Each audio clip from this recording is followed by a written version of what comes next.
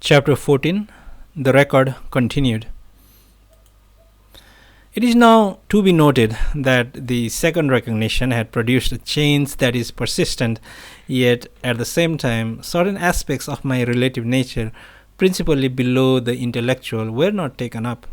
There were outer desires that still had strength, although they had become perceptibly weakened.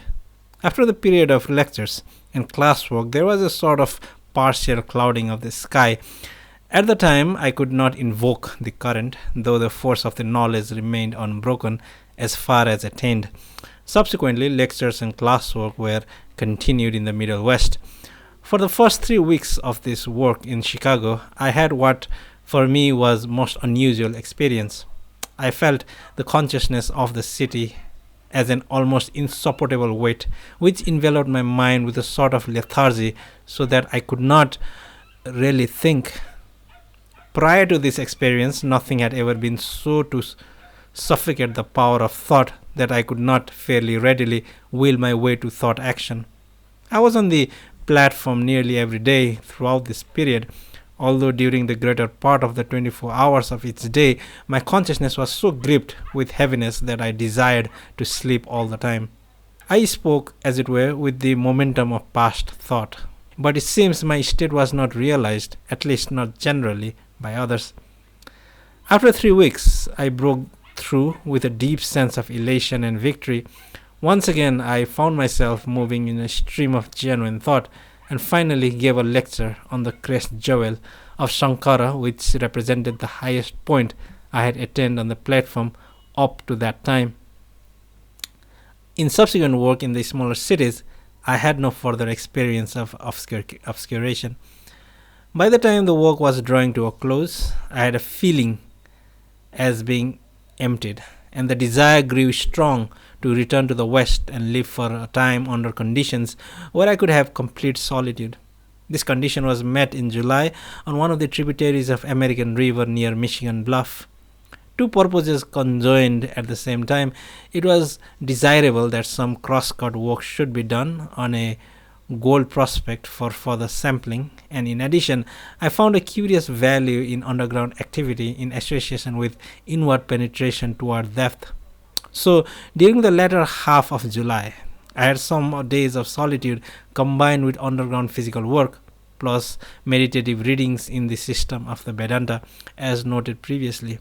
Much clarification was achieved in my consciousness during this period, but two facts, one a correlating idea and the other an experience, stand out above the rest. The experience was a spontaneous development in the current, but this time in a form that was more sensuously evident than any other prior occasion. Here, for the first time, I submitted it to analysis insofar as it was reflected in the organism. The current is clearly a subtle, fluid-like substance which brings the sense of well-being already described. Along with it, a more than earthly joy suffuses the whole nature. To myself, I called it a nectar. Now, I recognize it under several names. It is also the soma, the ambrosia of the gods, the elixir of life, the water of life of Jesus, and the baptism of the Spirit of St. Paul. It is more than related to immortality. In fact, it is identical with immortality. During the first week of August, we returned to San Fernando, and on or about 7th of the month, the glorious transition came.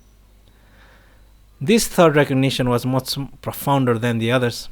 The recognitions, as expressed in the forms I am Atma and I am Nirvana, were not devoid of any objective element. Each of these forms is a complete judgment proposition involving, therefore, a subject and a predicate. In the use of relative language, such a form is unavoidable, if the statement is to be correct according to the laws of language. But my consciousness, in addition to this fact, I also actually retain a degree of objective element. Hence, the recognition in each case fell short of genuine identification. In the third instance, I isolated the subjective moment from the relative manifold of consciousness, as already stated, and the result was emptiness, darkness, and silence, that is, consciousness with no object. It should be borne in mind, however, that relative consciousness by its own momentum continued to function all this time, so that I never for one moment lost sight of my environment or the ceaseless train of thoughts. It was simply a discriminative abstraction of the pure subjective moment and recognizing myself as that. At this moment, I found myself above space, time, and causality, and actually sustaining the whole universe by the light of consciousness which I am. Almost at once, there followed the nectar like current and the gentle, yet so powerful, joy. Now, always heretofore with me, as to the practical working principle, thought was life, even though theoretically I had for some time recognized that thought itself, no matter how abstract, required a matrix. But with the thought recognition, I found myself more than content in a world above thought, since it comprehended thought with all ease. I was tempted to abandon thought and draw inward.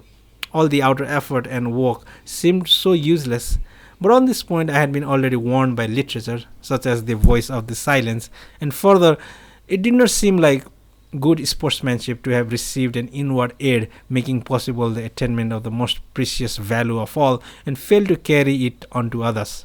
So I looked over the world as it were to find what value there remained to hold my interest. It seemed to me that I had garnered, at least in seed form, enough relative knowledge.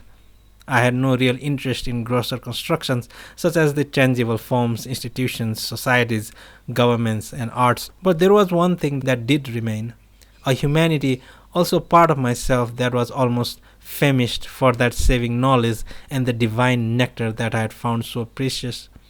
So, for me, there was a commission to be fulfilled, to carry on in objective effort so that these others might be brought nearer to the goal. But then the question arose, how was this to be done? I placed this question before one who has given me such excellent advice and asked for a formula of action. He said, in effect, none of us knows such a formula. All other compartments of nature under the sun we can and have penetrated and know the laws, and knowing them we can act with and mold nature according to our own wills. But the human soul is a mystery, and its inner depths lie beyond our penetrations. We try many ways to reach these human souls, often disappointed where we expect much, and yet surprised at times beyond our expectations. Find your own way and try. Well, this book is such an attempt.